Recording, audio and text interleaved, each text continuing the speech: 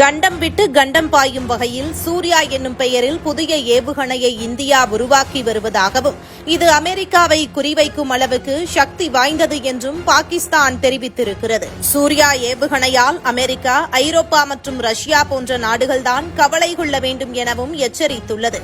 இந்தியாவின் தற்காப்புக்காக பல்வேறு ஏவுகணைகளை ராணுவம் ஏற்கனவே உருவாக்கி வைத்திருக்கிறது. இந்த லிஸ்டில் புதிதாக சூர்யா என்னும் அதிநவீன கண்டம் விட்டு கண்டம் பாயும் ஏவுகணையையும் இந்திய ராணுவம் சமீபத்தில் இணைத்திருந்தது.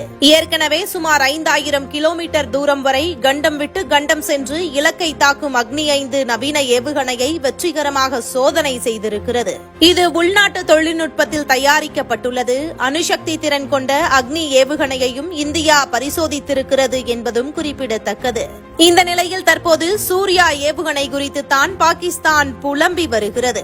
இந்த ஏவுகணை குறித்து இஸ்லாமாபாத் பல்கலைக்கழகத்தின் பேராசிரியர் ஜாஃபர் நவாஸ் ஜஸ்பால் என்பவர்தான் இதனை தெரிவித்திருக்கிறார்.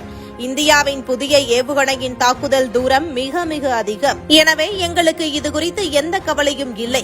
ஏனெனில் எங்களை தாக்க ஏற்கனவே பல ஏவுகணைகளை இந்தியா உருவாக்கி வைத்திருக்கிறது. ஆகவே புதியதாக உருவாக்கப்பட்டிருக்கும் சூர்யா ஏவுகணை அமெரிக்காவுக்கும், ஐரோப்பிய நாடுகளுக்கும், ரஷ்யாவுக்கும் தான் சிக்கலை ஏற்படுத்தும், எங்களுக்கு இல்லை என வேர்ல்ட் எக்கோ செய்தி ஊடகத்திடம் ஜாஃபர் நவாஸ் தெரிவித்திருக்கிறார். சூர்யா ஏவுகணை 70000 கிலோ வெடிபொருட்களை சுமந்து செல்லும் திறன் கொண்டது.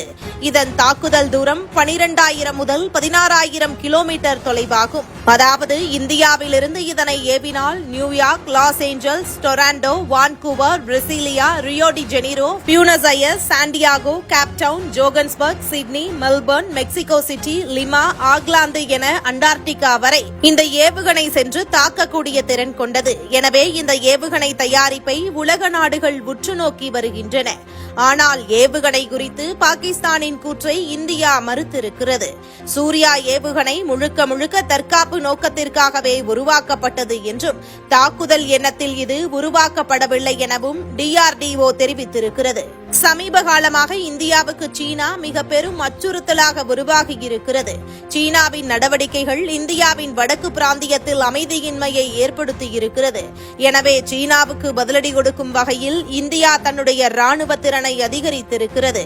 புதிய நிலைகளில் ராணுவத்தினர் குவிக்கப்பட்டிருக்கின்றனர். குறிப்பாக அருணாச்சல பிரதேசம் உள்ளிட்ட பகுதிகளில் ராணுவத்தின் எண்ணிக்கை அதிகரிக்கப்பட்டிருக்கிறது. அந்த வகையில் ஒருவேளை சீனாவுடன் மோதல் போக்கு ஏற்பட்டால் தற்காப்புக்காக சூர்யா ஏவுகணை பயன்படும் என்றும் சொல்லப்படுகிறது. இதுபோன்ற முக்கிய நிகழ்வுகள், அரசியல் தகவல்களை ஆழமாக மாறுபட்ட கோணத்திலும் அறிந்து கொள்ள மறக்காமல் உங்கள் TNS24 டிஜிட்டல் பக்கத்தை பின்பற்றிக் கொள்ளவும். உங்கள் ஒவ்வொரு ஆதரவும் இதுபோன்ற பல நிகழ்வுகளின் பின்னணியை அறிய உதவும்.